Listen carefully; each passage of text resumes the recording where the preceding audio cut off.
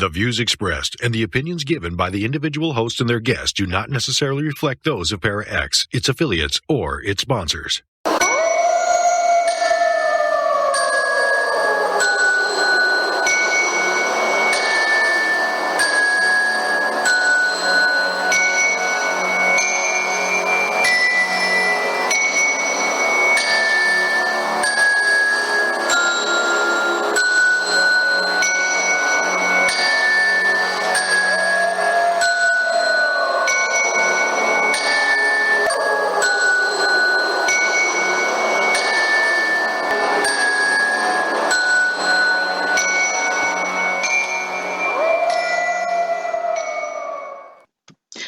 Good evening and welcome to Illuminating the Paranormal, opening your mind to the possibility.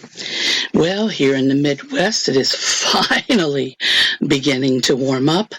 In fact, it's warmed up enough now that I have actually gotten my little greenhouse out and got all of my seeds planted from my garden. And I got some cuttings I started a couple weeks ago. They're all in there and doing squat. But that's okay. It'll warm up even more, then they'll start popping, and then I'll have something to do with my garden, which right now, thanks to my husband, he has ripped it all apart, and there are just 2 mounds of dirt there. He swears he's going to do a raised bed this year, but let's all do lots of praying because I just see 2 big lumps of dirt still on the ground. So we'll see what happens. But tonight, I have really good friend, somebody who is very dear to my heart, such a good friend. I'm so happy she's with me tonight. But this person, she is a psychic medium, and she's had this gift since she was very young. She started doing readings for the public in 2009, and that's when she found her calling to help people. She has found there are many misconceptions about death out there, and she does her very best to bridge that gap. Bridging the gap between your loved ones on the other side and those they've left on this side. So everybody, please help me welcome Tiffaney Forshey. Thank you, darling, for being on my show. Thank you so much for having me. I was so excited when I got the phone call. I'm pretty sure I squealed. But that's why I love you.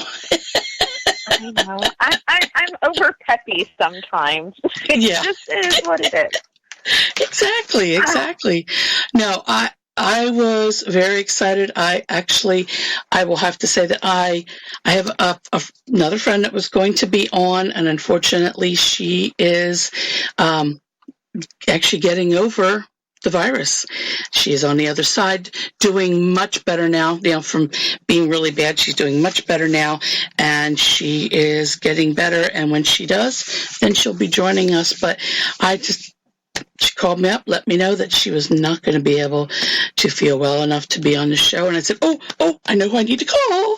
So you said yes. I'm glad it worked out for me, and many blessings to her, and I hope that she continues to recover and improve from that.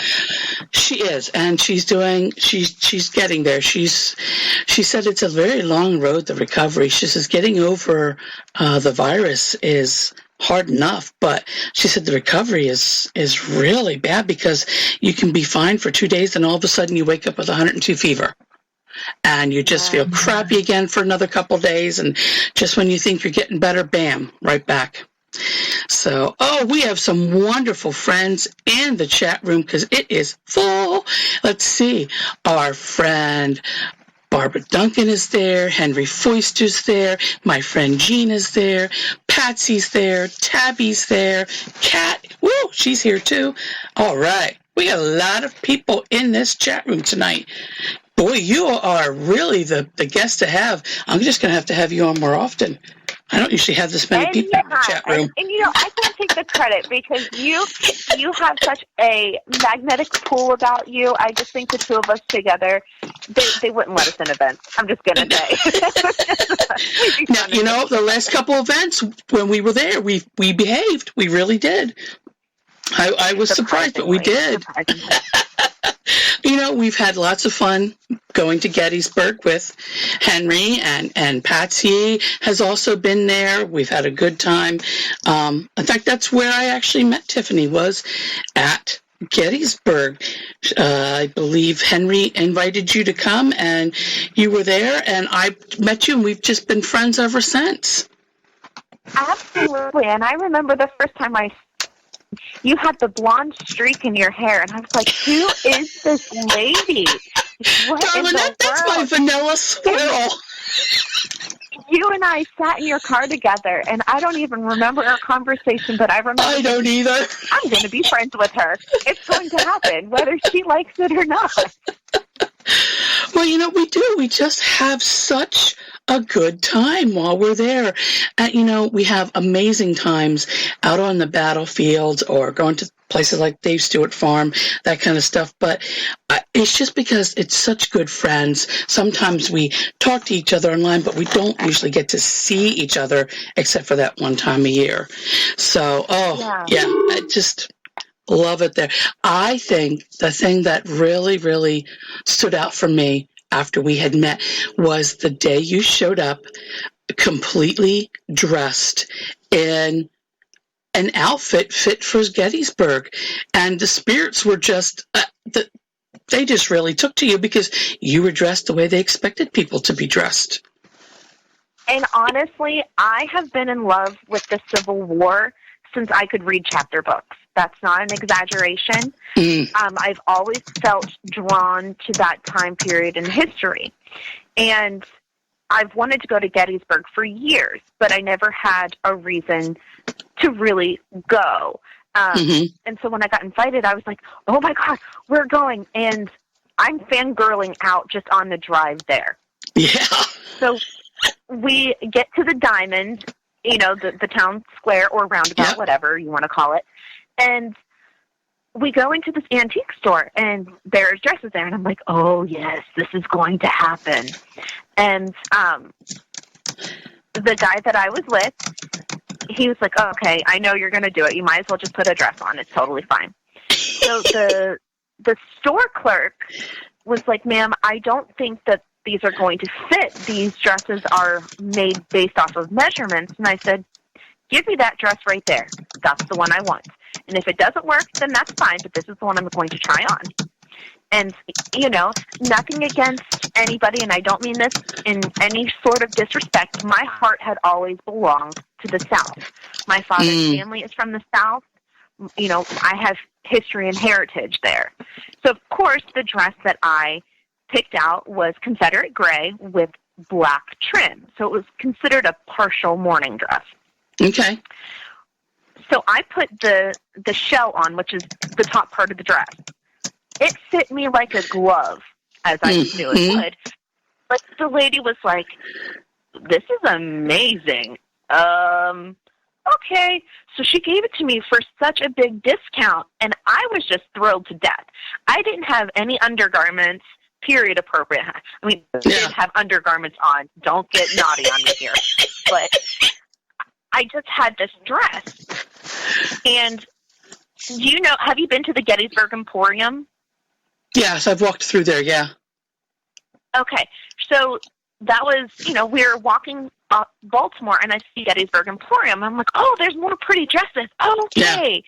Yeah. So I go in, and the proprietor of the store, I think her name was Linda. I could be wrong. She's not there anymore. She had health problems, but she was there for years and years and years. She took me into the back room, stripped me stark naked. I am not lying. And said, honey, if you're going to do this, you're going to do this properly, and I don't let anybody leave my shop looking the way that you do. So she gave me, to borrow for free without any question, a crinoline, a corset, snipped and tucked me into the dress, like got the hem where it needed to be for the skirt because it was a little long. I'm a short person. And gave me gloves, a bonnet, and a parasol. And sent me on my way.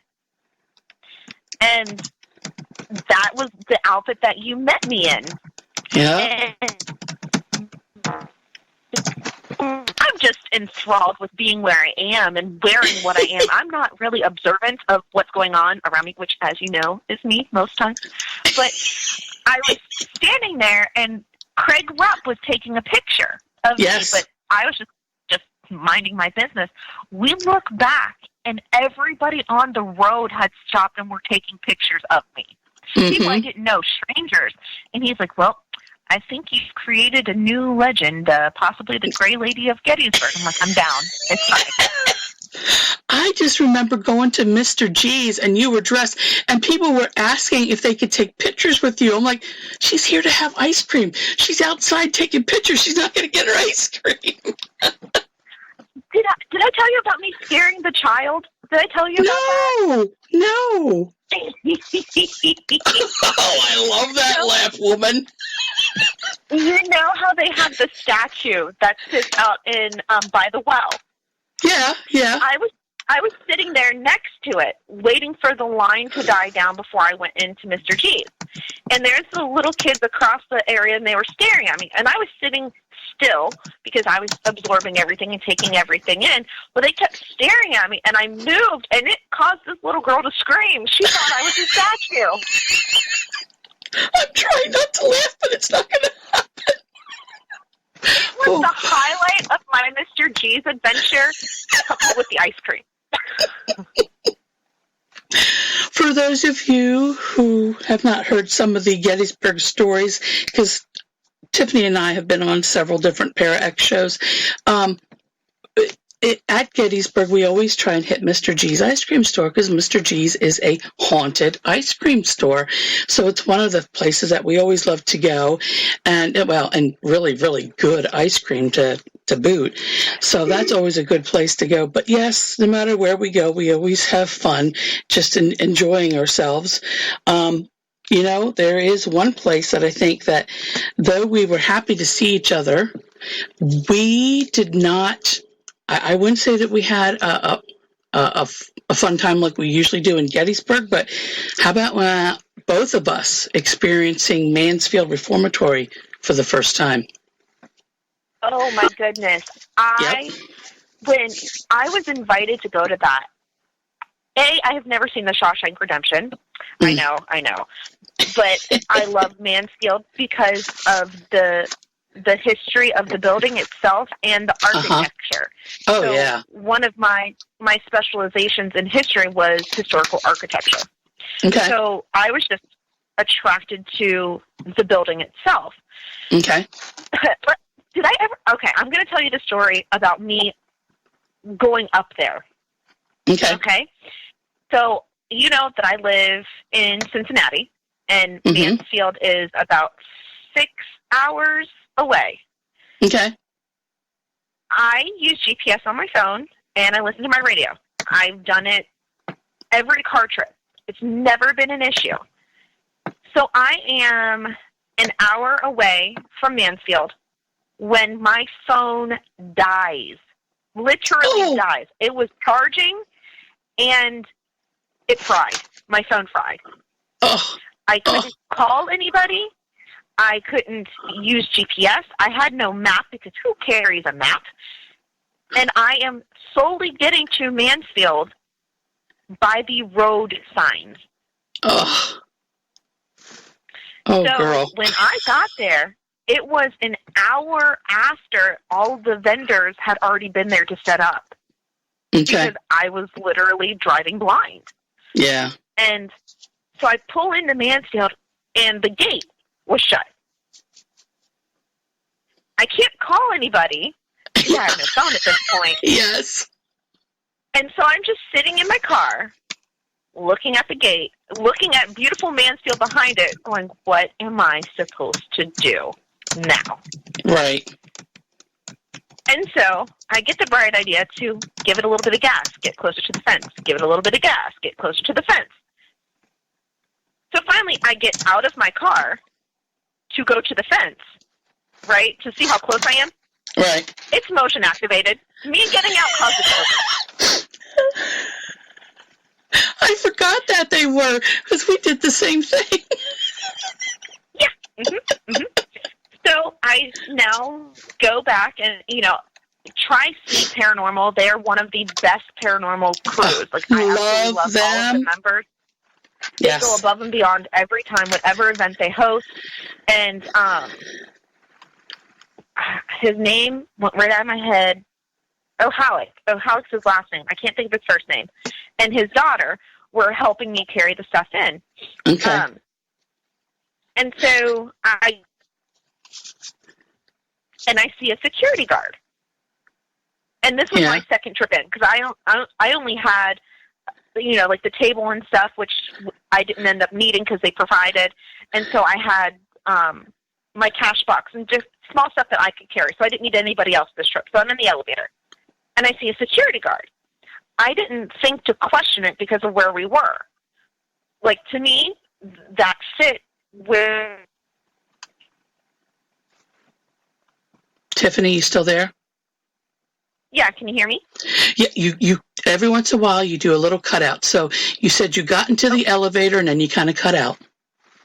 Oh, so I got into the elevator, and this was when I was by myself because I wasn't carrying anything heavy at this point, and I see a security guard. I didn't think to question it because of where we were at. Like, that seemed logical. Right. I hear, my name's Bob. I'm like, okay, cool. Like, right? Get off on the floor of where our space was set up, and the guy was not with me anymore. Yeah. They are, the spirits are pretty vivid there. Well, do you remember where I was set up to do readings? In front of the cell block? Yeah. Try doing readings in that environment. Goodness me. Yeah. I know. What was your experience like there? Other than occasionally seeing disheveled men kind of shuffle through, which I had to do a double take, and I'm like, okay, they're not still breathing, so I just kind of watched them. Right. They just kind of shuffled around, and they were like really interested in everything that was going on. But I was okay until day 2 that we were there for the Parapsychon is what it's called. And day 2, and this was my husband's also first time to be there too, and he loves Shawshank Redemption, and he went downstairs and he went into the one place where they had where was it? Trying to think where everybody, isolation. That's what I was thinking of. He went down in isolation, and now he says he has no ability. He can't do anything. He's like a box of rocks. And he came back and he was white as a sheet. I said, Tim, are you okay?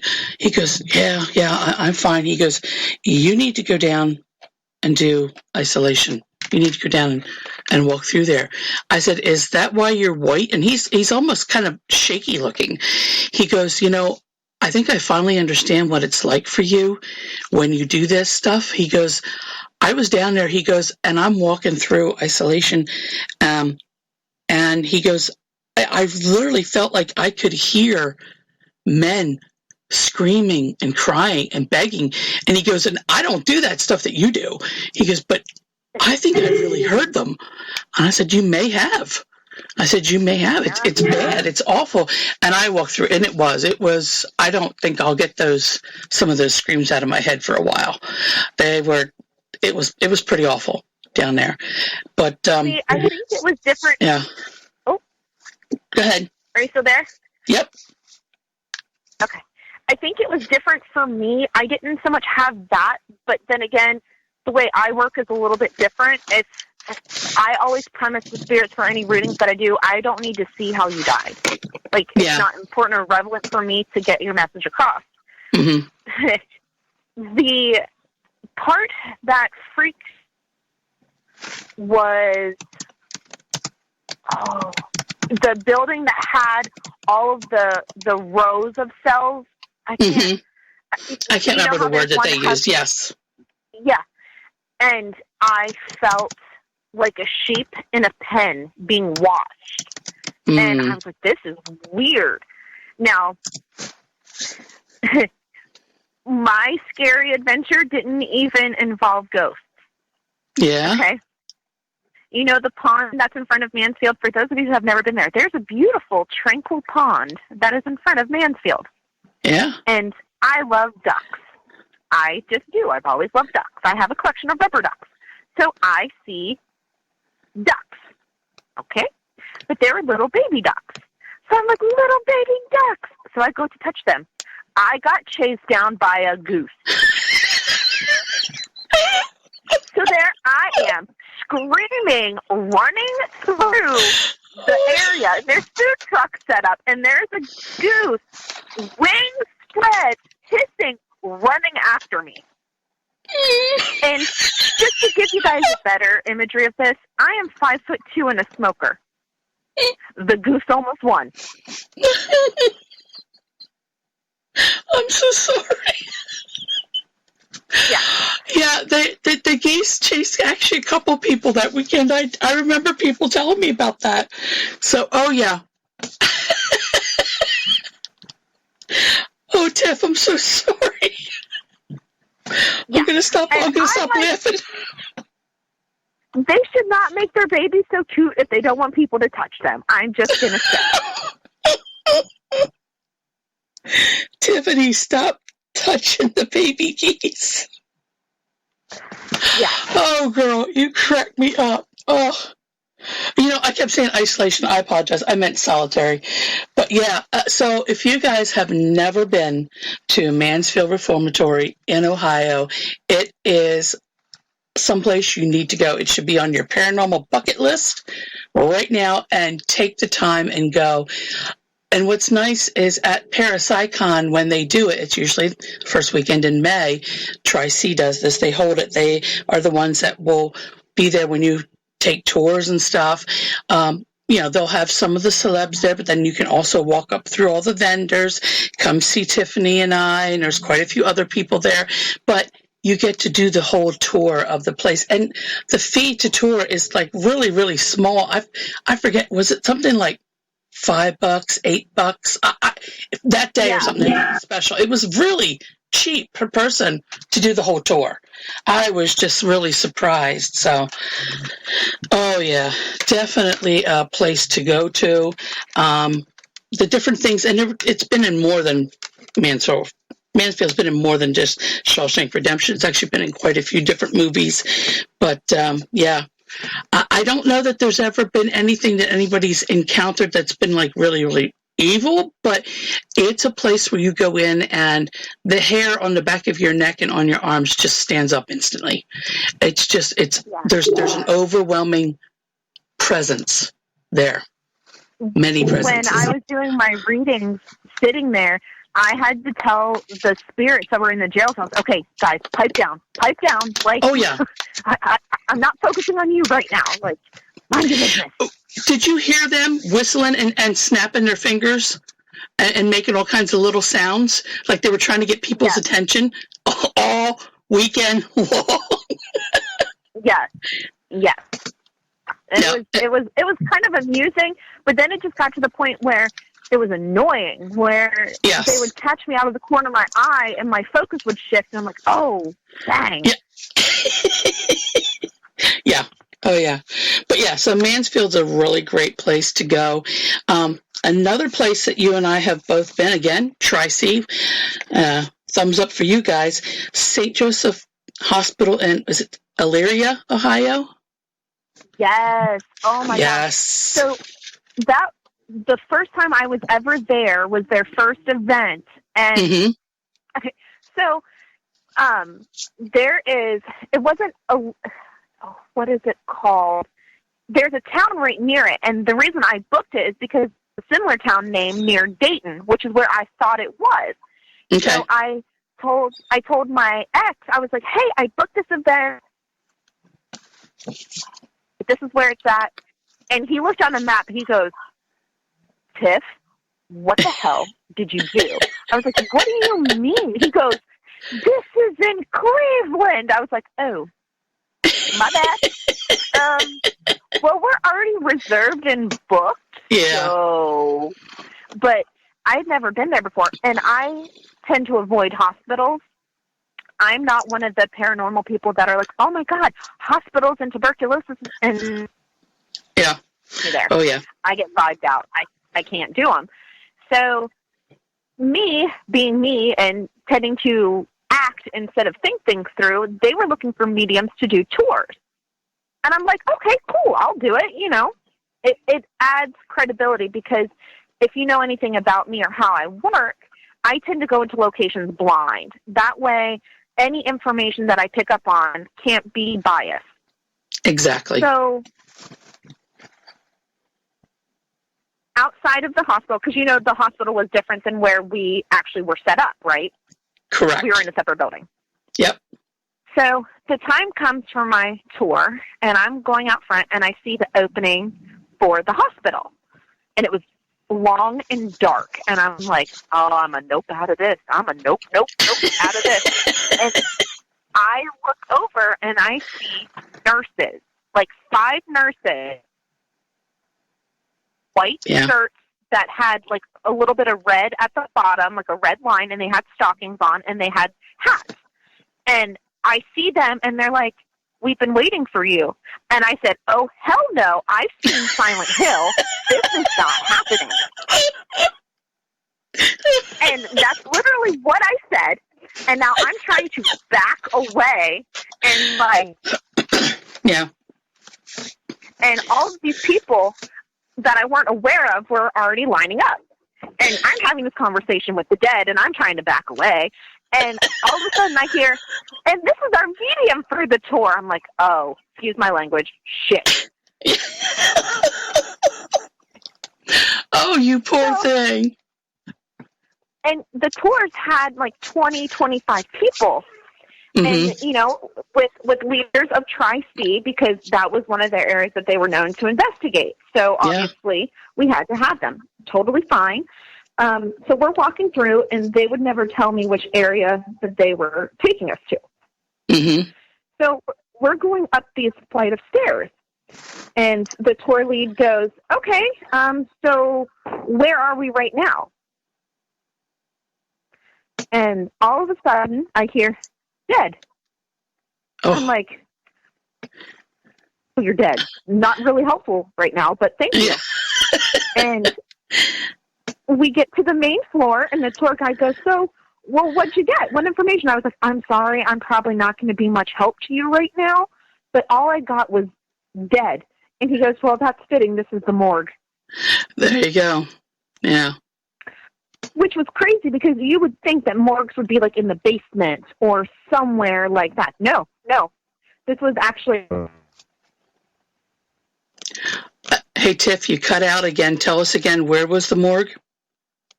It was actually up the stairs. Oh, okay. It wasn't in the basement. So it wasn't like the main floor? I want to say maybe it was the second floor. Second floor, okay. All right. Yeah. All right. That's crazy. So, you're right. They usually tend to be in the basement. Which, you know, I got dead, and I feel like, you know, sometimes the dead just have a snarky sense of humor. They do. Crazy. Yeah, I will have to say I never actually got into the hospital. I wanted to, but being a vendor, I was not able to get in there. But let me tell you, just being in the parking lot and even being in the building that was adjacent to it, where we had all like the vendors and speaking people, there was enough. I mean, you could hear crying from time to time. There was a little kid that was running around and kind of laughing one minute and looking for mommy the next. Quite a few different people heard the little kid. But I was like, okay, there's even enough activity right here in this adjacent building. I'm good. You know, we pulled up the first time I went with my daughter Kelly, and we pulled up and got out, and I just froze, and she goes, oh, is it going to be one of those paragons? Like, I'm fine, I can do this. She just shook her head, and we started, unloading. So, yeah, St. Joseph Hospital, I don't even know if they are still doing tours there or not. They are not. There was mold, right? They came across mold. So, unfortunately, and the building was sold. yeah. Oh, well, maybe they'll be able to do something with it and bring it back up to the 21st century there. So, well, listen, Tiff, you and I are just having way too much fun, but we do need to take a commercial break. So, everyone, you are listening to Illuminating the Paranormal on ParaX with our guest, Tiffaney Forshey, and we will be right back in just a few moments. Your source for everything paranormal. ParaX. Hey, this is Lee. And this is Michelle. And this is Dustin from the Dead Zone. Your source for everything paranormal. ParaX.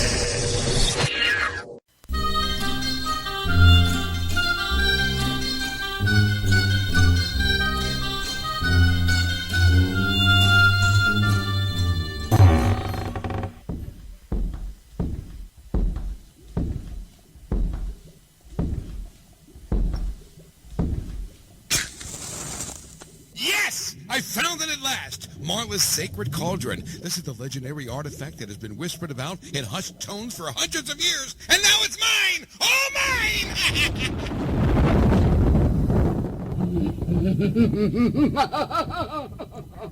Who dares defile the sanctity of my castle walls? Step away from the cauldron, you impertinent, muddy-mettled maltworm. Never! I've spent half my lifetime trying to discover your age-old secret of stirring the cauldron! Oh, for Merlin's sake, that's no deep, dark secret. Just tune into the ParaX Radio Network Thursday nights at 9 o'clock Eastern for more cauldron stirring than you can shake a wand at. Oh. Well, in that case, I guess I don't need to take up any more of your time, so I guess I'll be going. Not just yet. We've got a little unfinished business to take care of.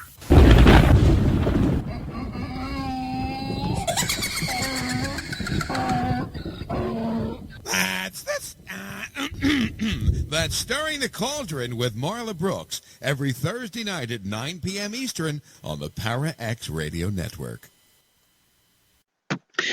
Welcome back, everyone, to Illuminating the Paranormal. My name is Tina Marie, and my guest tonight is Tiffaney Forshey. And Tiffaney, I hear that you actually have a funny story about somebody in our chat room. Yes. So Mr. Foyster and I have been friends now for several years, and he is like an adopted grandpa, if he's still in chat. Oh, yes. He invited me to go to a local historical society that's near where I live. And again, I don't know anything about where I'm going, and we rode together, so it wasn't like I could do any research. So we get there, and we're split up between two teams, and I'm picking up things left and right. And actually, his son was in my group. So we are going down to the basement, and there was me, his son, and two other people. And this basement, honestly, is going to conjure up like some scary stories. It was dark, it was dank, and I'm like, thinking to myself, there's going to be bodies down here. This is where we're at right now. This is some horror movie BS, and there's going to be bodies.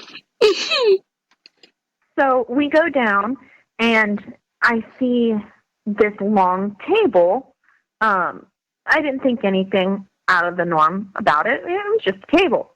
And then we go around this little area, and my mind shifts. So now I'm looking at it psychically, and I'm getting impressions of what this room was.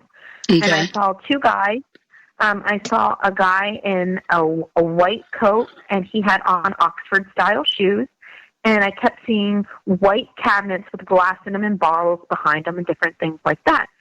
And, of course, any medium worth their salt will always question themselves because we tend to hear and see things that other people don't see. So I feel like if you don't question yourself every now and then, you're. But I was thinking to myself, great, my imagination has run away with me, and I'm not going to be of much use. So I'm explaining to these people, well, this is the imagery that I'm getting, and they're like, yeah, okay, that's interesting. Normal talk. Mm-hmm. So we reconvene around the table. And we're sitting there, and all of a sudden, I just got this cold chill, and I'm now hunkered down. Like, my arms are crossed, my head is down, and I'm like, what is happening? One of my favorite dead people, because I do have a favorite dead person, his name is Mr. Patton. He will just show up to me randomly. I'm friends with his wife. I've known her now for 5 years, and he just has taken a liking to me. So I feel like in some ways, if I'm out of my comfort zone, he'll show up.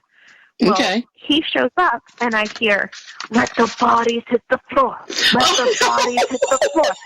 And I was like, that is not helpful right now. What are you doing? And I hear him kind of snickering, and I'm like, great.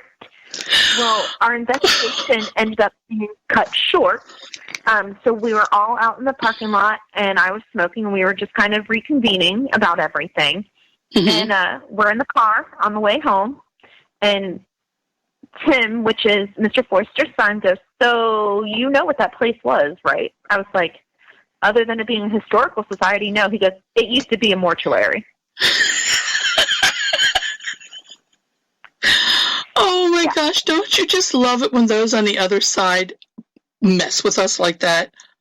Oh my gosh. And a few months later, I actually heard from Mr. Patton's wife. Because, she'll come to me for readings. And I was like, I have to tell you this fun story, because she knows that he pops in, and she always likes to hear updates. And I told her about it. She goes, "You wouldn't know it by looking at him, but Disturbed was one of his favorite bands. And Nice. He used to sing that song all the time," which is funny that he tagged in with that. And also funny because the location, because clearly he knew, but I didn't. So Right. I felt like he was just picking on me. Can you imagine how long he had been waiting to use that line? I know, right? And he's probably over there somewhere snickering right now, like, you just wait, next time. So let me ask you a question. Besides Mr. Patton, is there any other spirit that you connect with, like on a regular basis? One that might share info with you from the other side? Typically not. For some reason, I just feel like he picks me because he likes me. I will see my ex's grandmother from time to time. Okay. I don't tend to see my own family members. I feel personally, and I think each of us, while we have some of the same gifts, we just operate a little bit differently. Mm-hmm. My dead people don't come to me simply for the fact that it's personal gain. So them coming to me is kind of a derailment of that. Now, unless it's something major or big that's going to be coming, then they'll show up. Okay. But, right. I tended to not listen to my dad in life. So I figure, now he's like, okay, I'm showing up. You see me, there's going to be something going on. Yeah. So when you're going to a Paracon, how do you prepare for a long day of doing readings for people? Don't judge me, but I never prepare. Okay. I am also horrible about grounding. I carry my protection with me, which I utilize a lot. And I will also, if I'm starting to get overloaded, I will go outside or I will go near a tree to disconnect some of that energy. And I used to make fun of people, "Oh my God, you're a tree hugger." I am a tree hugger now. It is what it is. If you've ever heard me talk about Reiki before, everybody on here knows the one thing I say to my students all the time: go hug a tree. Sometimes you just need it. There is science behind it. Yep. That's very true. So now, do you do anything special to strengthen your gift? Here's another interesting thing. I feel that most people, especially since the premise of ghost shows came out, they're all like, "Oh, I want to do readings, or I want to see dead people, or I want to work on expanding this gift." This is something that I've always had. So for me, it wasn't about expanding it. It was more about learning how to turn it on and off. Okay. So Okay. what I've learned is how to selectively use it. It's always a part of me. It's just as much of me as my DNA. So I just learned how to fine-tune it. Nice. Henry has sent me a message, and he said he said you were really hitting on stuff at the Preble County Historical Society, and that Misty was amazed. Tell us about that. Oh, yeah.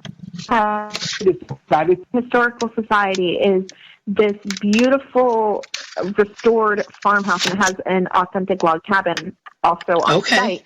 But driving there, you drive through this little town, and I kid you not, it looks like something out of Deliverance. But we get there, and I kept seeing a lady, very stern-looking, liked order, and I was picking up on her, and I also picked up on a child. Now, if anyone has ever worked with Mr. Forshey or been around him, and you can attest to this, Tina, he is a magnet for EVPs. But he will tell you he has no gift whatsoever. But for some reason, this man can pick up EVPs. I have never been able to get an EVP in my life. I don't know. But we were upstairs.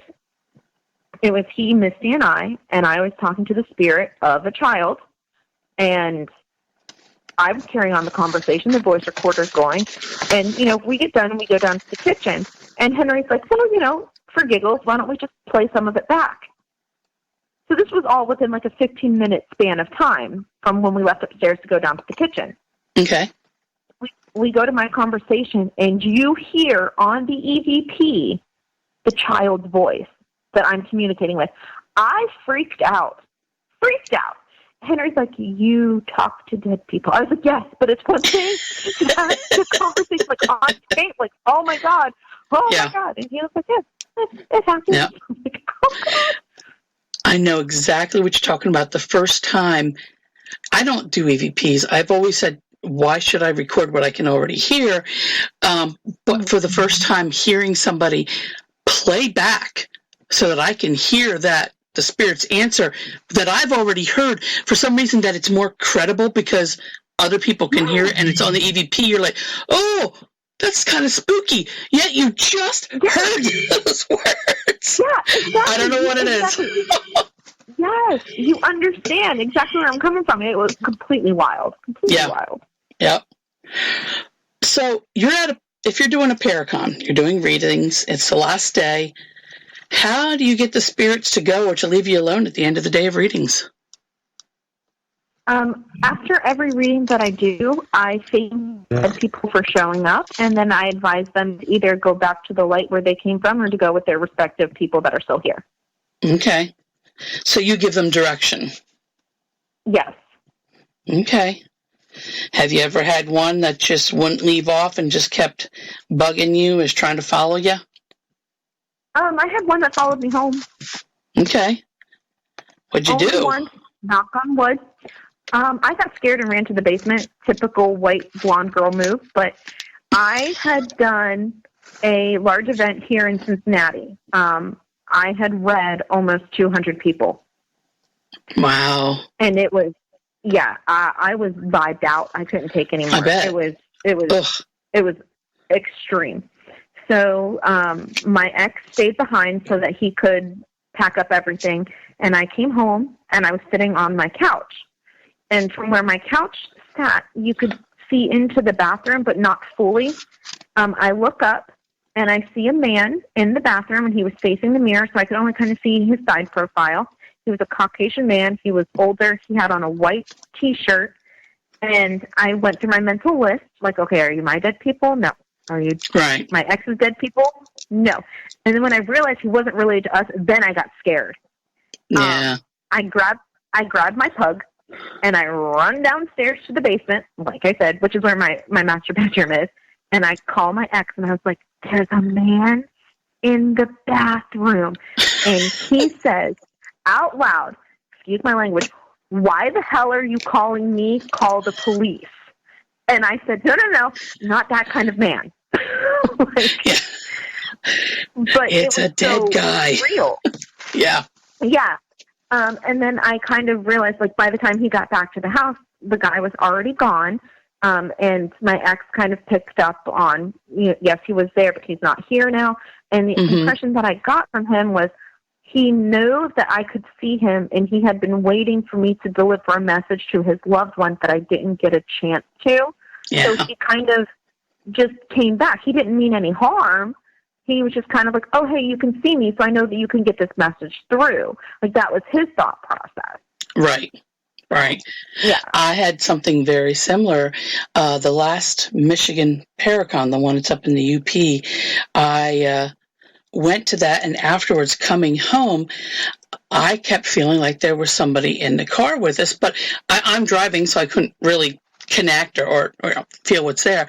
So I finally get home, and I'm in the garage unloading everything, and I get this tap on my shoulder, and I turn around, and here's this guy dressed in, a young guy, dressed in a football jersey that's a little roughed up, and he kept saying, he goes, I didn't get to tell her my message. I said, who? He goes, my sister, that she was there, but they ran out of time, and they didn't get my message. He was so upset. He knew that she purposely had gone so that she could get hopefully a message from him, and he was there and waiting, but they ran out of time. There were too many people in front of her, whatever the reason. And he kept begging me. I'm like, well, what's her name? Madeline. Well, what's her last name? Well, she's married now, but I don't know what it is. I'm like, well, you knew she was. Anyway, I finally found somebody who was there, and I just said, if there is a Madeline that ever comes through that says that she was waiting to talk to her brother but didn't get a chance, please put her in touch with me. That settled him down. He hung around for like 3 days, and then he just kind of disappeared. So I know exactly what you're talking about. Sometimes they just don't get a chance to get their message across, and sometimes they get really frantic. They're not upsetting. They're just frantic because they want to tell this person, give them the message they were looking for, and they just weren't able to connect. So yeah, those are little heartbreakers, Yeah, and I feel the same way, because we love helping people and we love doing what we do. And if we feel like there was someone left behind, a spirit, we want to do what we can. We want to do right by them, but sometimes it just it can't happen. And exactly. I feel like hopefully I read for this person at a later time. I don't know, but the universe has a weird way of working things out. Yeah. And I have never seen him since. So yeah, same here. Well, then I have another question for you about this. Have you ever read for somebody and have the spirit say they didn't like the person you were doing the reading for, and they really didn't want to talk, or they were saying really bad things about the person? Have you ever run into that? I haven't. Typically, the spirits, when I see them, they are the same way they were in life. So if they were cantankerous in life, that is how they'll come across to me, and I will convey that to my client. So they'll know better who I'm picking up on. Now, I have only, knock on wood, ever had one person that I could not read for. Okay. And it was a very weird circumstance, and it was back when I was still kind of freshly new doing public readings.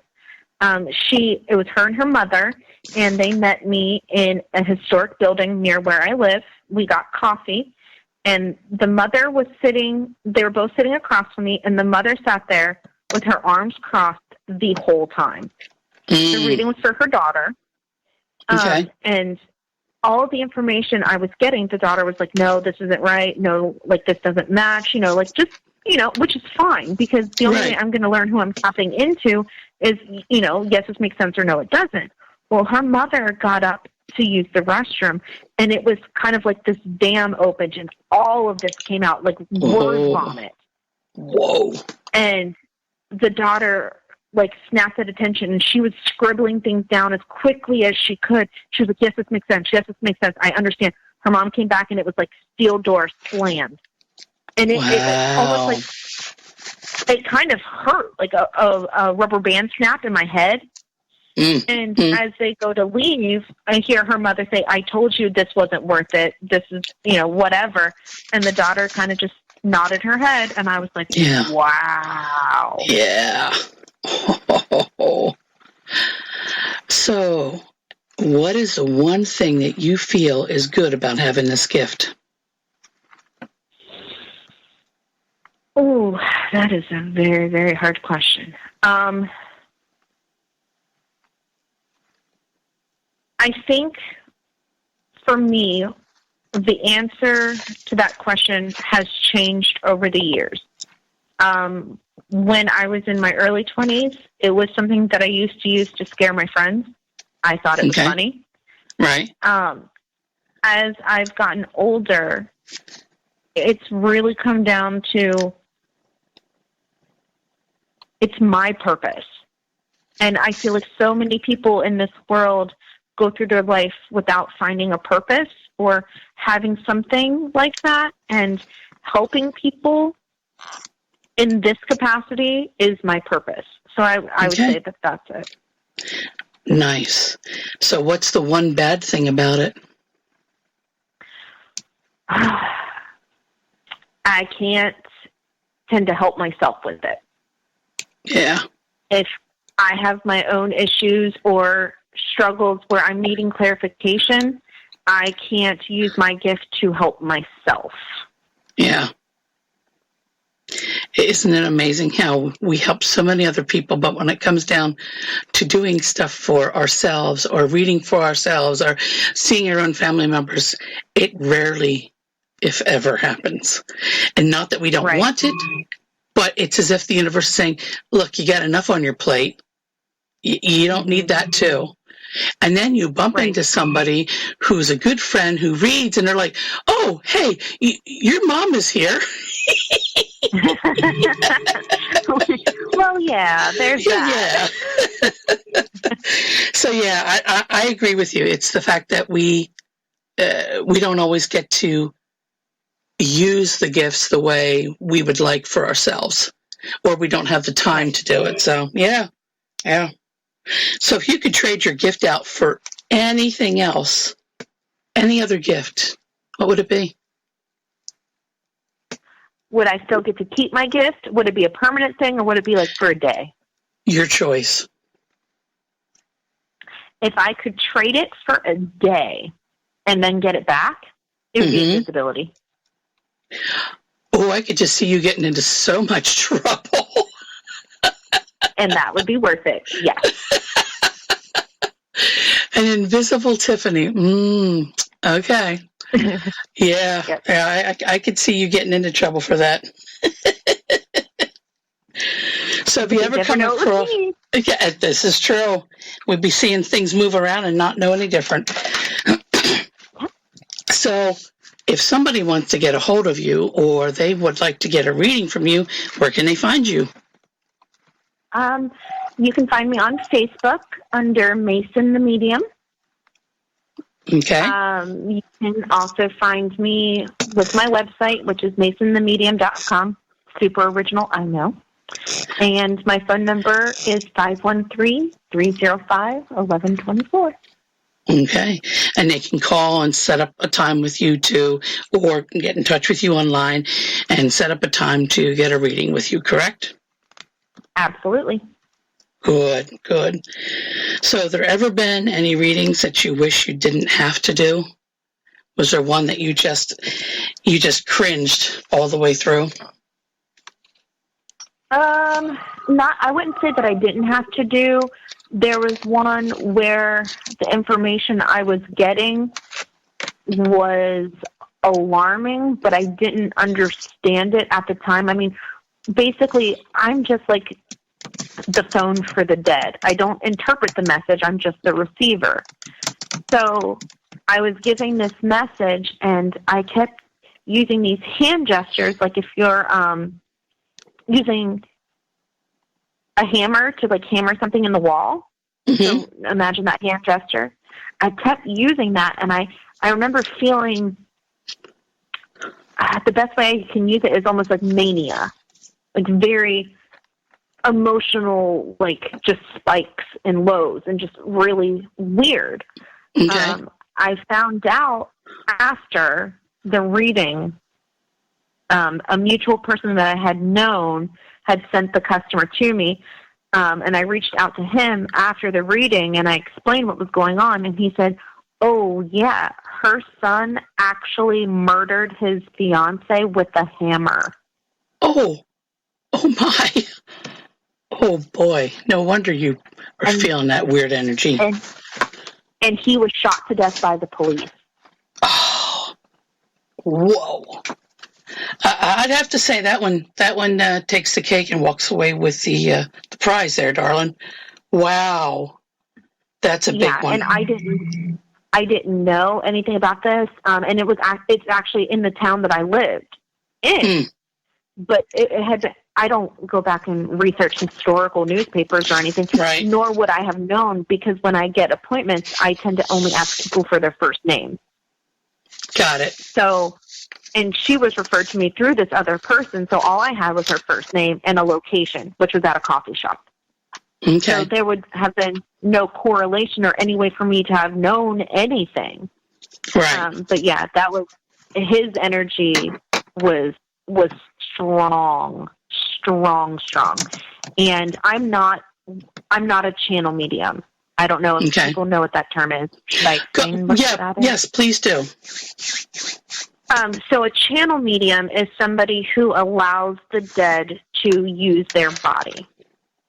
So a channel medium would take on either the type of tone or some of the mannerisms, or they've said even in extreme cases, their facial features will start to change slightly. I am not a channel medium. But for whatever reason, that reading, it was like a battle of wills. Like I felt, even I was doing those hand actions, and it wasn't something that I was even thinking about or feeling like I was able to control. Okay. All right. So it was kind of scary. And once I found out after the reading and where it occurred, I drive past that section fairly often. And I would see this dead guy in the corner window of this building. And every time I went through that intersection, it was honestly like a mental link. Like I would look up and he'd be looking at me. And I finally just got to the point where I sent out to the universe, and I sent out, to my own dead people, like, listen, I'm afraid and this needs to stop. I have not had that encounter now in about 7 years. That's good. That's good. It was tricky. Yeah, that is pretty wild. Yeah, I had one similar, but it was a pond where I knew a woman had been murdered. And we did able to find in the newspaper that she was missing and they've never found her. But I don't know. It was a good 20, 25 years ago, so I really don't think she's there anymore. But, so every time I pass that area, that tingle, that feeling comes over. So, hey, listen, we are just about out of time. So tell everybody really quick again, where can they find you? You can find me on Facebook at Mason the Medium, on my website, masonthemedium.com, or you can text or call at 513-305-1124. Nice. And if you guys are looking for me, you can find me on Facebook at illuminatingtheparanormal.com. I'm sorry, Illuminating the Paranormal, or Nature's Earthware, Heirloom Haberdashery, and Three Sisters Smudging. Tiffany, thank you again so very, very much. I promise we are going to have you on again. Everyone, have a great night, and I will see you.